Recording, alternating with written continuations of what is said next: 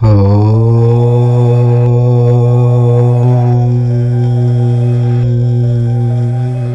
రోజే పరమ పవిత్రమైన గురు పౌర్ణమి. ఈ కథను విన్నా, చదివినా, చెప్పినా జన్మల పాపాలు పోయి కోటి జన్మల పుణ్యం వస్తుంది. దరిద్రం మొత్తం పోయి పట్టిందల్లా బంగారం అవుతుంది.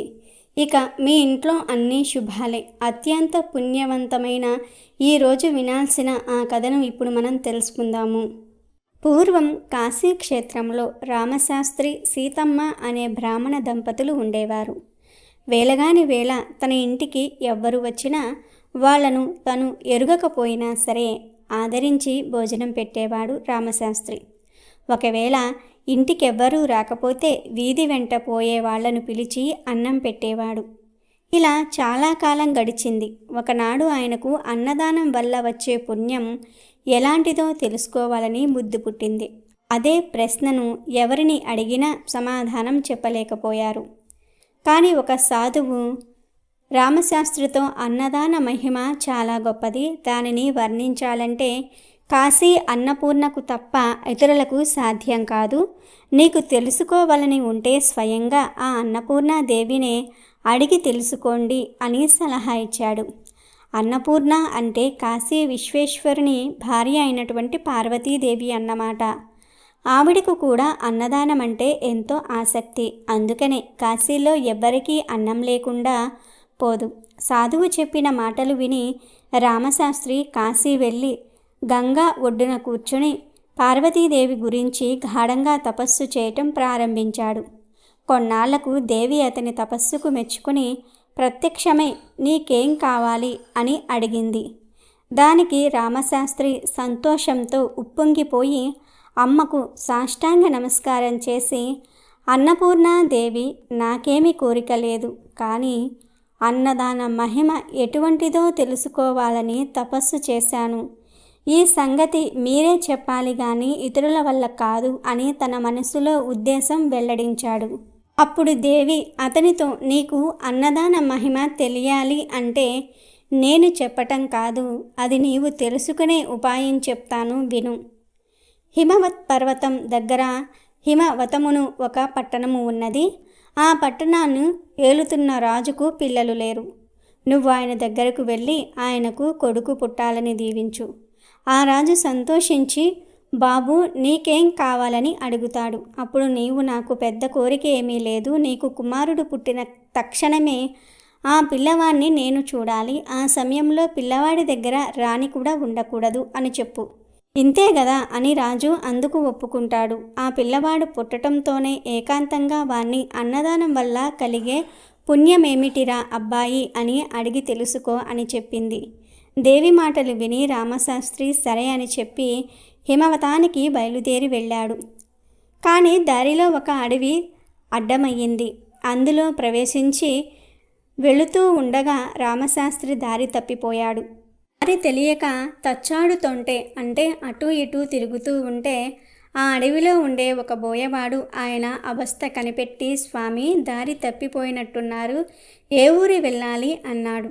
హిమవత్ పర్వతం దగ్గరికి పోవాలి అన్నాడు బ్రాహ్మణుడైన రామశాస్త్రి. దానికి ఆ బోయవాడు, స్వామి దారి తప్పి ఆమడ దూరం వచ్చేశావు, సాయంత్రం అయిపోయింది, చీకటి పడుతుంది, పులులు సింహాలు ఉన్న అడవి ఇది, రాత్రి ప్రయాణం చేయకూడదు, ప్రొద్దున్నే దారి చూపిస్తాను, ఈ రాత్రి ఆగిపోండి, నా దగ్గర ఉండండి అన్నాడు బోయవాడు.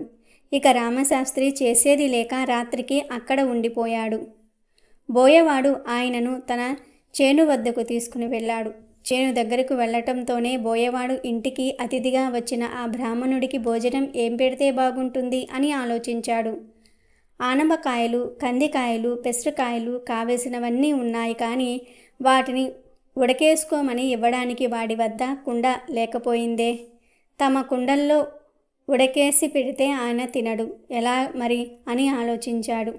బోయవాడి స్థితి చూసిన బ్రాహ్మణుడు, నాయనా నాకేమీ వద్దు, నువ్వు చేసిన ఆదరణ వల్ల నా శ్రమ ఆకలి తీరిపోయాయి, ఆలోచించక పడుకో అన్నాడు. కానీ బోయవాడికి ఆ బ్రాహ్మణుణ్ణి పస్తు పడుకోపెట్టటమంటే మనసు ఒప్పలేదు.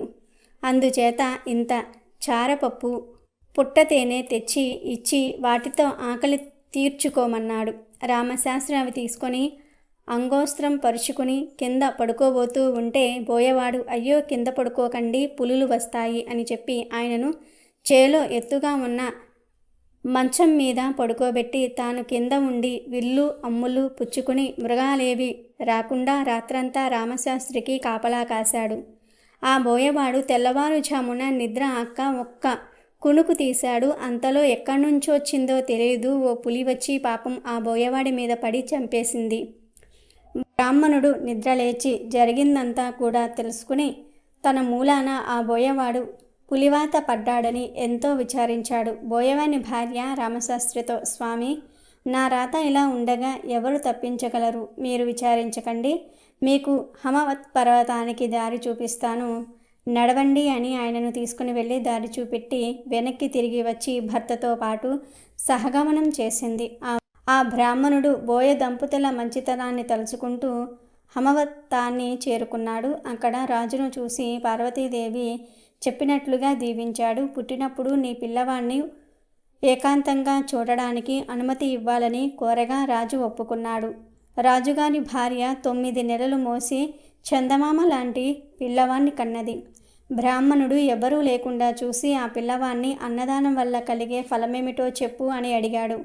అప్పుడే పుట్టినది శిశువైనప్పటికీ పెద్దవానికి వలె ఆ పిల్లవాడు బ్రాహ్మణుడితో ఇలా అన్నాడు, 10 నెలల క్రితం మీరీ పట్టణానికి వస్తూ అడవిలో దారి తప్పిపోతే మిమ్మల్ని తీసుకుని వెళ్ళి చారెడు చారపప్పు పుట్టతేనే ఇచ్చిన బోయవాణ్ణి నేనే.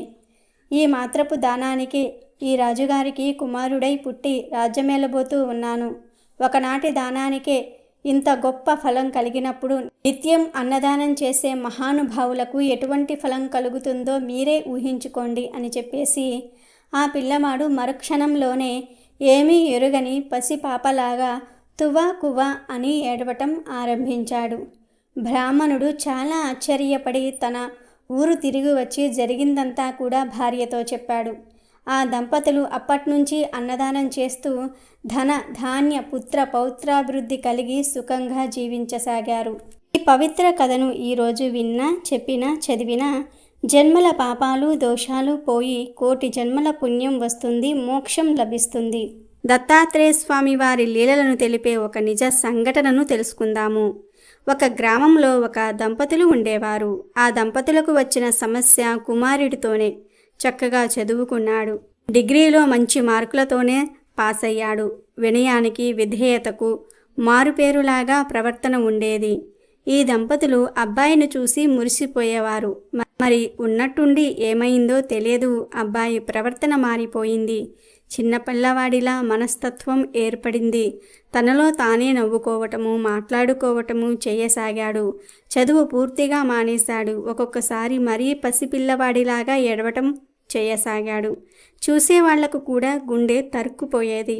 పాపం ఆ తల్లిదండ్రులకు ఏం చెయ్యాలో పాలు పోలేదు. డాక్టర్ల వద్దకు పరిగెత్తారు. ఆరోగ్యపరంగా ఎటువంటి సమస్య లేదు. ఏ టెస్టుకు అంతు పట్టడం లేదు. శారీరకంగా పుష్టిగా ఉన్నాడు.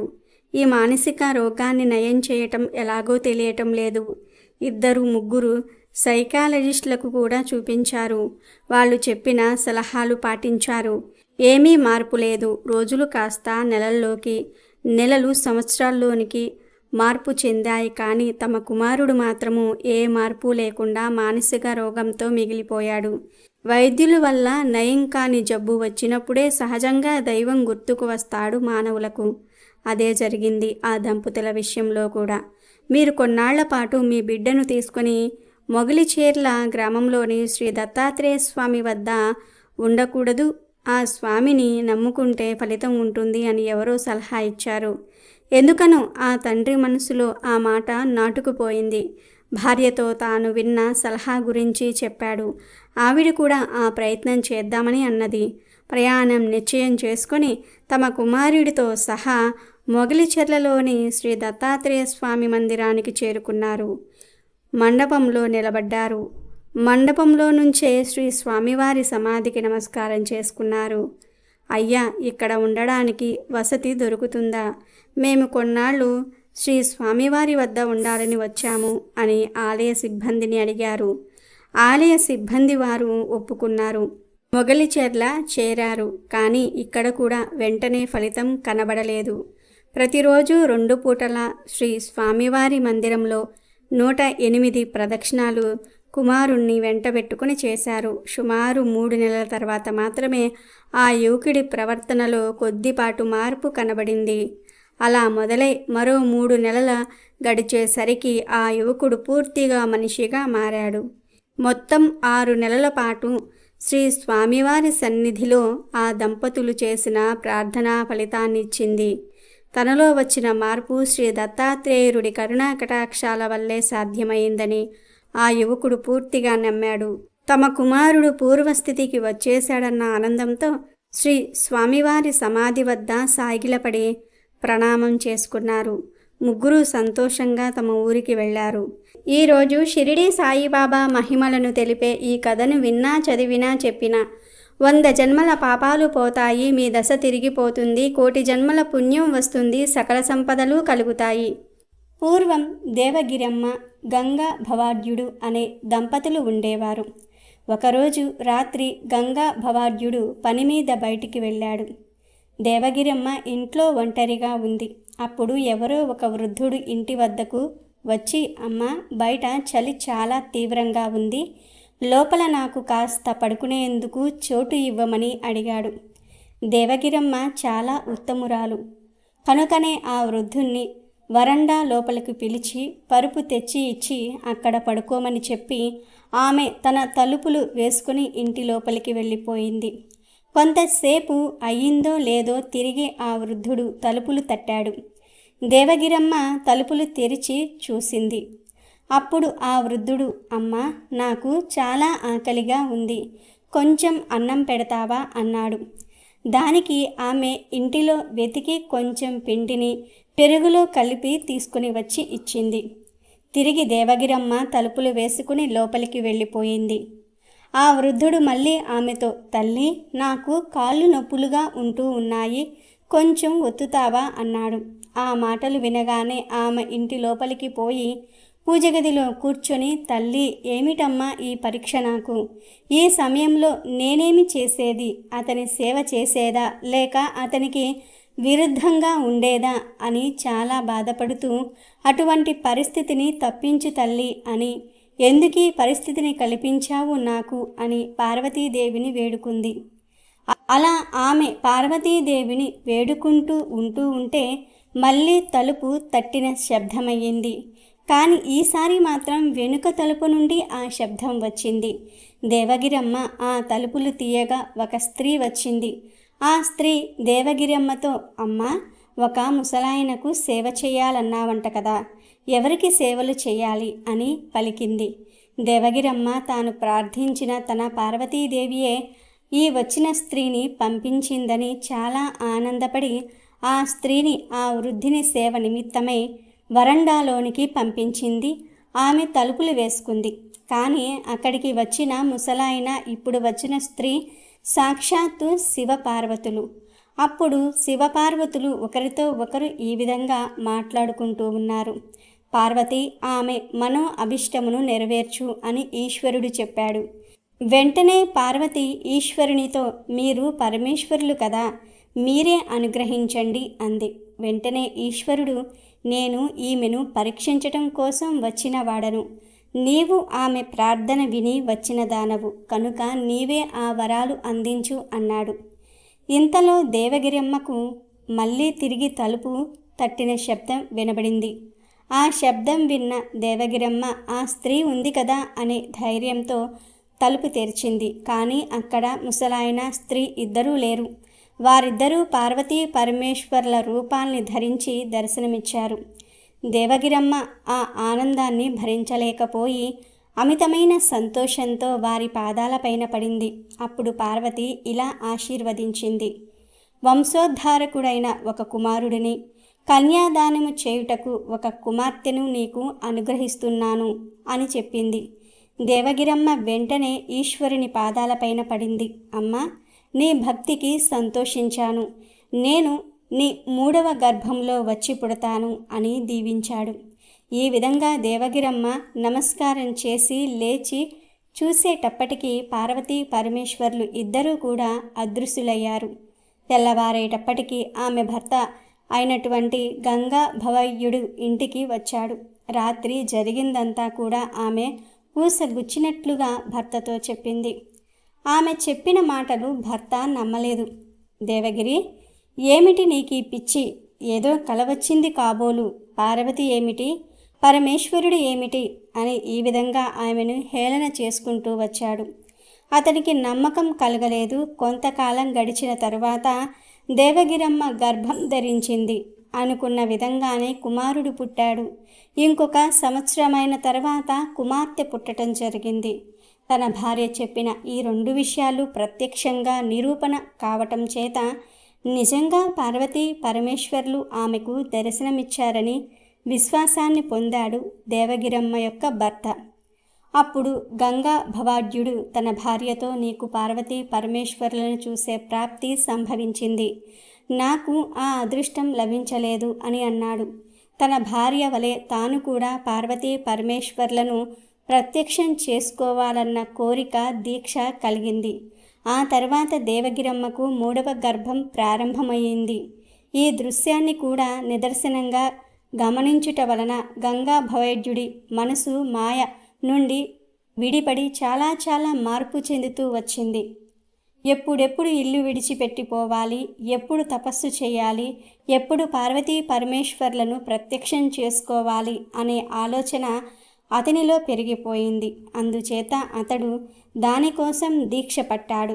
దేవగిరమ్మకు 9 మాసాలు నిండిపోయాయి. ఆ సమయంలోనే నేను అరణ్యాలకు వెళ్ళిపోతున్నాను అని గంగా భవేఢ్యుడు భార్యతో చెప్పాడు. చేసేదేం లేక దేవగిరమ్మ కూడా భర్త వెంట బయలుదేరింది. కొంత దూరం పోగానే ఈమెకు ప్రసవ వేదన ఎక్కువయ్యింది. ఆ మార్గ మధ్యంలోనే ఆమె ఒక మగబిడ్డను ప్రసవించింది. ఆ బిడ్డయే శ్రీ సాయిబాబా. దేవగిరమ్మ తన బిడ్డను చీరగుడ్డ మీద పడుకోబెట్టి ఆ దారి మధ్యలోనే వదిలిపెట్టి ఆమె భర్త వెంటనే వెళ్ళిపోయింది. కనుకనే ఈ పిల్లవానికి తల్లి ఎవరు, తండ్రి ఎవరు అనేది ఎవ్వరికీ తెలియదు. ఆ తరువాత అటుగా పోతున్న ఒక ఫకీరుకు ఈ బిడ్డ కనిపించాడు. ఆ ఫకీరు ఈ పసిబిడ్డను ఇంటికి తెచ్చుకుని సుమారు 4 సంవత్సరాల పాటు తన ఇంటనే పెంచాడు. కానీ 4వ ఏట ఆ ఫకీరు చనిపోయాడు.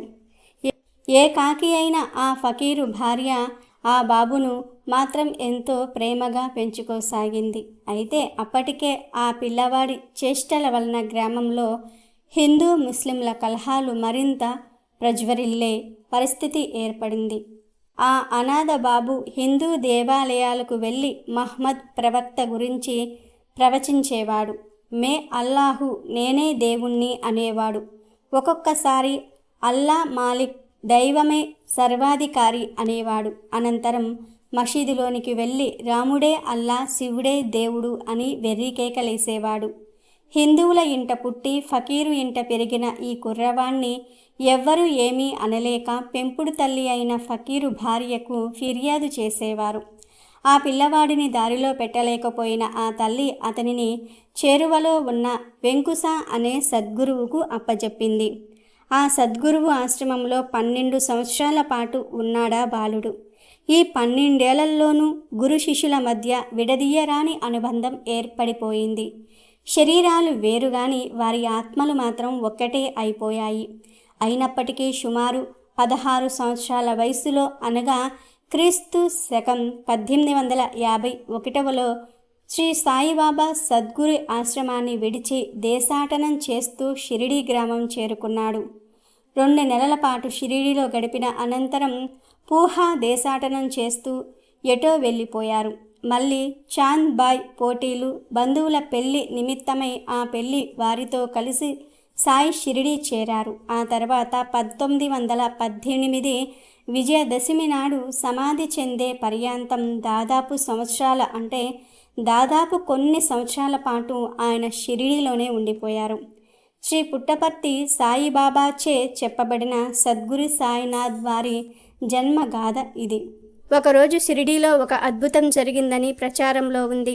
బాబా చనిపోయే వారం రోజుల ముందు ఒక ఘటన జరిగింది. బాబా మసీదు దగ్గరికి ఒక ఎద్దుల బండి వచ్చింది, ఆగింది. ఆ బండిలో పెద్ద పులి ఉంది. దాని మెడ చుట్టూ కూడా గొలుసులు కట్టి ఉన్నాయి. ఆ పెద్ద పులి ఏదో రోగంతో బాధపడుతుంది. ఆ పెద్ద పులిని ప్రదర్శన చేస్తూ దాని యజమానులు జీవనం కొనసాగిస్తూ ఉండేవారు. ఆ పెద్ద పులి యజమానులు తమకు చేతనైనంత చికిత్స చేయించారు. కానీ ఆ రోగం మాత్రం తగ్గట్లేదు. ఈ పెద్ద పులియే వారికి జీవనాధారం. దానిని ప్రదర్శిస్తూ వారు ప్రతి ఊరు తిరుగుతూ తమ కడుపు నింపుకునేవారు. వారు అలా తిరుగుతూ ఉండగా వారికి బాబా లీలలు తెలిసాయి. అందుకే వారు బాబా దగ్గరకు వచ్చి బండి నుంచి పెద్ద పులిని దింపారు. ఆ పులిని చూసి అందరూ భయపడ్డారు. ఆ యజమానులు బాబాకు జరిగిందంతా చెప్పారు. బాబా అనుమతి తీసుకుని పెద్ద పులిని బాబా దగ్గరికి తెచ్చారు. పులి బాబా దగ్గరికి వచ్చి దివ్య రూపాన్ని చూసింది. వెంటనే వెనక్కి అడుగు వేసి తల వంచి వినయంగా నమస్కరించింది. బాబా పులి వైపు చూశాడు. పులి కూడా ప్రేమగా బాబా వైపు చూసింది. అది తన తోకను కదిలించి 3 సార్లు తోకను నేలకు కొట్టింది. అంతే, పెద్ద గర్జన చేస్తూ ప్రాణాలు వదిలేసి బాబా పాదాల ముందు పడిపోయింది. పులి అలా చనిపోవటం చూసి అందరూ ఆశ్చర్యపోయారు. యజమానులు పెద్దగా ఏడవటం మొదలుపెట్టారు. తమ జీవనాధారం అయిపోయిందని పోయిందని బాధపడ్డారు. కానీ ఆ పులి బాబా సన్నిధిలో ప్రాణాలు విడిచిందని సంతోషపడ్డారు. పులికి ఉత్తమ గతులు కలిగాయని సంతోషించారు. వారు వెంటనే బాబా దగ్గరకు వెళ్ళి, మహారాజ్, మేము ఇప్పుడు ఎలా జీవించాలి, దీనిని ఎలా పూడ్చాలి, నీ హస్త స్పర్శతో దీనికి మోక్షం ఇవ్వండి అని అడిగారు. దానికి సాయిబాబా ఇలా అన్నాడు, మీరు శోకించవద్దు. ఇది ఎంతో పుణ్యజీవి. ఈ పులి ఇక్కడ చావాలని రాసిపెట్టి ఉంది. ఇప్పుడిది పరమ సుఖాన్ని పొందింది. దీనిని ఇక్కడున్న శివాలయంలో నందికి దగ్గరలో పూడ్చండి. అలా చేస్తే ఇది ముక్తిని పొందుతుంది. మీ రుణం నుండి, మీ బంధం నుండి, మీ వద్ద నుండి విడుదల అవుతుంది. గత జన్మలో ఈ పులి మీకు రుణపడి ఉంది. ఆ రుణాన్ని తీర్చుకోవడానికి ఇది ఇలా జన్మించి మీకు సేవ చేసింది. అందుకే ఇంతవరకు అది మీ ఆధీనంలో ఉంది అని బాబా వారికి వివరంగా చెప్పారు. ఈ అద్భుతం జరిగిన 7 రోజులకు బాబా కూడా తన శరీరాన్ని వదిలేశాడు. అందుకే ఈ అద్భుత ఘటన గురించి అందరూ చెప్పుకుంటూ ఉంటారు. ఒకానొకప్పుడు లక్ష్మీదేవి మానస సరోవరంలో జలకమాడుతూ ఉండగా పార్వతీదేవి విష్ణువేషం ధరించి లక్ష్మిని సమీపించింది. నవ మోహనంగా కనిపించిన నారాయణుడిని లక్ష్మీదేవి చూసింది. నారాయణుని వేషంలో ఉన్న పార్వతికి కూడా లక్ష్మి సౌందర్యం మనోహరంగా కనిపించింది. ఇద్దరూ సాభిప్రాయంగా చూసుకున్నారు. ఆ చూపుల కలయికలో సరోవరంలో ఒక స్వర్ణ కమలం లేచింది. అందులో దగదగా మెరిసిపోతున్న పసిపాప ఉన్నది. లక్ష్మి నారాయణుడి దగ్గర చేరి కౌగిలించుకున్నది. అప్పుడు పార్వతీదేవి పగలబడి నవ్వుతూ, నేను నారాయణుడిని కాను, లక్ష్మి అని నిజ రూపంతో కనిపించింది. అప్పుడు లక్ష్మి పార్వతీదేవితో, అన్నకు తగ్గ చెల్లిలివే, నారాయణి అని అనిపించుకున్నావులే అన్నది. అందుకు పార్వతీదేవి, అప్పుడు విష్ణు మోహిని రూపంలో శివుణ్ణి మాయబుచ్చిన దానికి ఇది చెల్లు చేసుకో అన్నది. ఇంకొక వైపు స్వర్ణకమలంలోని పసిదాన్ని చూసి లక్ష్మీదేవి పార్వతీదేవి ఇద్దరూ మురిసిపోయారు. అపారమైనటువంటి ప్రేమ పుట్టి చేతుల్లోనికి తీసుకున్నారు ఆ పసిపాపను. అప్పుడు విఘ్నేశ్వరుడు వచ్చి, తల్లులారా, మీ ఇద్దరి అంశలతో అవతరించిన ఈ బిడ్డ పార్వతీ పరంగా జయ, లక్ష్మీ పరంగా స్త్రీ కలిసి జయశ్రీగా పేరు పొందుతుంది. ఆమెకు వరుడు కూడా శివకేశవుల అంశలతో అవతరించి ఉన్నాడు అని చెప్పి పసిదానితో ఉన్న స్వర్ణ కమలాన్ని కావేరీ నదిలో ఉంచి రమ్మని వాయుదేవునికి చెప్పాడు.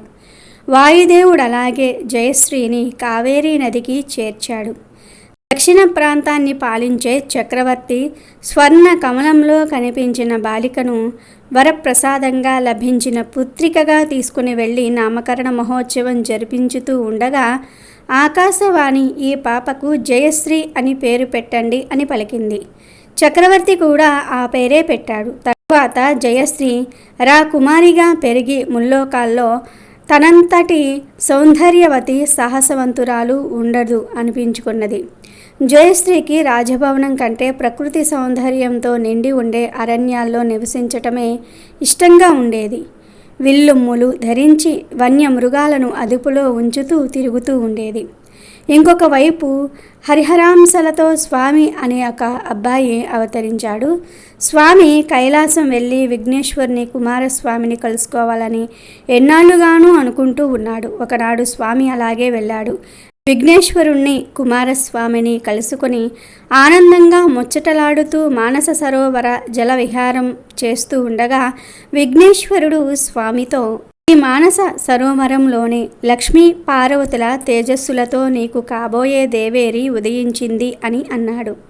స్వామికి కుతూహలం కలిగిన అణుచుకున్నాడు. స్వామి కొంతకాలం అక్కడ గడిపి వెళ్ళబోతూ ఉన్నప్పుడు విఘ్నేశ్వరుడు స్వామితో, స్వామి, మాకంటే పెద్దవాడివైన నీవు బ్రహ్మచారిగా ఉండటం బాగాలేదు, సత్వరంగా నీకు కళ్యాణం తప్పదు అన్నాడు. తరువాత కుమారస్వామి విఘ్నేశ్వరుడు స్వామికి ఘనంగా వీడ్కోలు ఇచ్చారు. స్వామి నిజ నివాసానికి చేరుకున్నాడు. ఒకనాడు స్వామి వినోదంగా పెద్ద పులి మీద స్వారీ చేస్తూ అరణ్యంలో తిరుగుతూ ఉండగా పులిని కదలనివ్వకుండా చుట్టూరా బాణాలు రివ్వున నాటుకున్నాయి. స్వామి బాణాలు వచ్చిన దిశగా కోపంగా చూశాడు. కోపం పటాపంచలయ్యింది. ఎందుకంటే అక్కడ విల్లుమ్ములతో టీవీగా నిల్చుని చిరునవ్వు విసిరిన జయశ్రీ కనిపించింది. స్వామి గుండెల్లో ఆ చూపులు బాణాల్లాగా గుచ్చుకున్నవి. స్వామి అంతర్ధానమయ్యాడు. జయశ్రీకి స్వామిని గురించి విఘ్నేశ్వరుడు కలలో అదివరకే చెప్పి ఉన్నాడు. జయశ్రీ అతని కోసమే అరణ్యాల్లో తిరుగుతున్నది. నారాయణుడి ఆదేశంతో చక్రవర్తి జయశ్రీకి స్వయంవరం ఏర్పాటు చేశాడు. రాజాది రాజులుగా మారు రూపాలతో ఇంద్రాది దేవతలు కూడా వచ్చారు. స్వామి ఒక సాధారణ శబర యువకుడి రూపంతో విల్లుమ్ములు ధరించి పెద్ద నల్లని కుక్కను వెంటబెట్టుకొని వచ్చాడు. రాజాది రాజులు టీవీ ఒలకబోస్తూ శబర యువకుణ్ణి, అతని పెంపుడు కుక్కను ఎగతాళి చేశారు. స్వామి సింహద్వారానికి అడ్డంగా అందరినీ కారాగారంలో బందీలు చేసినట్లుగా కుక్క మీద కూర్చున్నాడు. కుక్క పెద్ద పులిగా మారింది. భయంకరంగా గాండ్రుమన్నది. జయశ్రీ స్వామిని గుర్తించి చరచరా వచ్చి వరమాల వేసి వరించింది. స్వామి జయశ్రీని పులి మీద ముందు కూర్చుండబెట్టుకున్నాడు. దేవతలకు కోపం వచ్చింది. శబర యువకుని మీద ఊకుమ్మడిగా విరుచుకుపడి ఆయుధాలు తీశారు. స్వామి విల్లుమ్ములు తీసి అందర్నీ ఎదుర్కొన్నాడు. అతని బాణ ప్రయోగ ధాటికి దేవతలు చల్లా చెదురై నిజ రూపాలతో అస్త్రాలు ప్రయోగించారు. స్వామిని ఎలాంటి అస్త్రము తాకలేకపోయింది. ఇంద్రుడి వజ్రాయుధం కూడా పనికి మాలినది అయ్యింది. అప్పుడు స్వామి తన నిజరూపంతో హరిహర స్వామిగా సాక్షాత్కరించాడు. దేవతలు చేతులు ఎత్తి నమస్కారాలు చేశారు. శరణం స్వామి అన్నారు. స్వామి జయశ్రీల కళ్యాణం దేవాది దేవతల మధ్య మహావైభవంగా జరిగింది. జయశ్రీతో గురువు అంటే ఆధ్యాత్మిక జ్ఞానాన్ని బోధించేవాడు. చాలామంది హిందువులు తమ గురువులతో జీవితాంతం అనుబంధం ఏర్పరచుకొని ఉంటారు. ఇది కుటుంబ సంబంధం కూడా కావచ్చు, తరతరాలకు కొనసాగవచ్చు. హిందూ మతంలో గురువును భగవంతుడికి భక్తునికి మధ్య సంధానకర్తగా భావిస్తూ ఉంటారు. ఆషాఢశుద్ధ పౌర్ణమి రోజున గురు పూజోత్సవం జరిపి గురువులకు కానుకలు బహుమతులు సమర్పించి వారిని సత్కరించి వారి ఆశీర్వాదములు తీసుకుంటారు. తమ జీవితానికి మార్గనిర్దేశం చేసి ముక్తి వైపు నడిపించినందుకు ప్రతిఫలంగా ఇలా చేస్తారు. పురాణ కాలం నుంచి నేటి వరకు గురువు అంటే అందరికీ వేదవ్యాస మహర్షి గుర్తుకు వస్తాడు. ఈ క్రమంలోనే వేదవ్యాస మహర్షి జన్మించిన ఈ పౌర్ణమిని ఆయన జన్మదినానికి గుర్తుగా భావించి గురు పౌర్ణమిగా ప్రజలు పెద్ద ఎత్తున ఒక పండుగలాగా నిర్వహించుకుంటూ ఉంటారు. మన పురాణాల ప్రకారం వేదాలను 4 భాగాలుగా విభజించి వాటిని సామాన్యుల చెంతకు చేరవేయటంలో వేదవ్యాస మహర్షి ఎంతో కృషి చేశారు. మహాభారతాన్ని మనకు అందించిన వేదవ్యాస మహర్షి జన్మదినం ఆషాఢశుద్ధ పౌర్ణమి రోజు కనుక ఆ రోజును వ్యాస పౌర్ణమిగా జరుపుకుంటూ ఉంటారు. పూర్వం వారణాసిలో వేదనిధి వేదవతి అనే బీద దంపతులు నివాసం ఉండేవారు. వారు ఎల్లప్పుడూ ఆధ్యాత్మిక చింతన భక్తి జ్ఞానం కలిగి జీవించేవారు. కానీ ఈ దంపతులకు సంతానం లేదు. ఎన్ని నోములు నోచి వ్రతాలు చేసినా ఫలితం లేకపోయింది. ఇదే సమయంలో వారణాసిలో ఉండే వ్యాస భగవానుడు రోజు మధ్యాహ్న సమయంలో రహస్యంగా గంగానదికి స్నానానికి వస్తూ ఉంటారని తెలుసుకున్న వేదనిధి ఎలాగైనా సరే ఆయనను దర్శించుకోవాలని భావించాడు. ఆ రోజు నుంచి వ్యాసుడి కోసం 1000 కళ్ళతో వెతకటం ప్రారంభించాడు వేదనిధి. ఈ నేపథ్యంలో ఒకరోజు భిక్షువు రూపంలో చేతిలో దండం కమండలం ధరించిన ఒక వ్యక్తిని చూసిన వేదనిధి వెంటనే అతడి పాదాలపై పడి నమస్కరించాడు. ఆ భిక్షువు మాత్రం కసురుకున్నా సరే పట్టిన పాదాలను మాత్రం విడవకుండా, మహానుభావ, తమరు సాక్షాత్తు వ్యాస భగవానులని నేను గ్రహించాను, కాబట్టి మిమ్మల్ని శరణు పొందగోరుచున్నాను అని అన్నాడు. ఆ మాటలకు కంగుతిన్న ఆ సన్యాసి గంగానది ఒడ్డున నలుదిశలా చూస్తూ ఎవరైనా తనను చూస్తున్నారేమోనని పరికించాడు. వెంటనే వేదవిధిని ఆప్యాయంగా పైకి లేపి ఏమి కావాలో కోరుకోమంటాడు. అప్పుడు వేదనిధి, రేపు నా తండ్రి పితృకార్యం, దానికి తమరు అతిథిగా మా ఇంటికి తప్పక విచ్చెయ్యాలని వేడుకుంటాడు. వేదనిధి ఆహ్వానాన్ని మన్నించి వ్యాసమహర్షి దీనికి అంగీకరిస్తాడు. దీంతో సంతోషంగా ఇంటికి చేరుకున్న వేదనిధి తన సతీమణికి గంగానదీ తీరంలో జరిగిన వృత్తాంతమంతా కూడా వివరించాడు. ఇచ్చిన మాట ప్రకారం మర్నాడు ఉదయమే వారి ఇంటికి విచ్చేసిన వ్యాస భగవానుణ్ణి ఆ దంపతులు సాదరంగా లోనికి ఆహ్వానించి అతిథి సత్కారాలు చేసి పూజించారు. అనంతరం దేవతార్చనకు తులసీ దళాలు, పువ్వులను సిద్ధం చేసి శ్రద్ధావిధులను విధివిధానంగా నిర్వహించి అనంతరం వ్యాస భగవానుడికి సాష్టాంగ నమస్కారం చేశారు. వారి ఆతిథ్యానికి సంతుష్టుడైన ఆయన వారికి ఏం వరం కావాలో కోరుకోమన్నారు. స్వామి, ఎన్ని నోములు వ్రతాలు చేసినా సంతాన భాగ్యం మాత్రం లేదని, సంతానం కలిగేలాగా వరాలను ప్రసాదించాలని వేడుకున్నారు ఆ దంపతులు. వారు కోరుకున్న వరాన్ని అనుగ్రహించిన మహర్షి త్వరలోనే తేజోవంతులు, ఐశ్వర్యవంతులైన 10 మంది పుత్రులు జన్మిస్తారని ఆశీర్వదించాడు. వ్యాసుడి అనుగ్రహంతో వేదనిధి వేదవతికి సంతాన యోగం లభించింది. సుఖ సంతోషాలతో జీవిత అంత్యములో విష్ణు సాయుధ్యాన్ని పొందగలిగారు. కనుక గురువు కాళ్లను పట్టుకుంటే మనకంతా మంచే జరుగుతుంది. గురు పౌర్ణమి రోజు పెద్ద ఎత్తున దత్తాత్రేయుడికి పూజలు చేస్తారు. శాస్త్రాలు, ఉపదేశాలు, పూజలు, జపాలు ఏవైనా సరే గురుముఖంగా ఉపదేశమైనప్పుడు మాత్రమే వాటికి గుర్తింపు, రాణింపు కలుగుతాయి. ఆధ్యాత్మిక ప్రపంచంలో గురువు అంటే దత్తాత్రేయుడే. ఎందుకంటే ఆయనకు ఉన్న ఇరు పార్శ్వల్లో 2 రూపాలు ఉన్నాయి. అందులో ఒక రూపం గురువైతే మరో రూపం ఈశ్వరుడు. గురువు దేవుడు ఒకరిలోనే ఉండటం విశేషం. అలాంటి విశిష్ట రూపంగా అవతరించాడు దత్తాత్రేయుడు. కనుకనే దత్తాత్రేయుడు గురు దేవుడయ్యాడు. గురు పూర్ణిమ రోజున తప్పక విశిష్ట గురువు అయిన దత్తాత్రేయుని స్మరించుకోవాలి. కాబట్టి ఈరోజు ఈ కథలను విని ఎవరికైనా చెప్పినా లేదా ఎవరికైనా వినిపించినా 100 జన్మల పాపాలు పోతాయి, మీ దశ తిరిగిపోతుంది, మీ ఇంట్లో అన్ని శుభాలే జరుగుతాయి.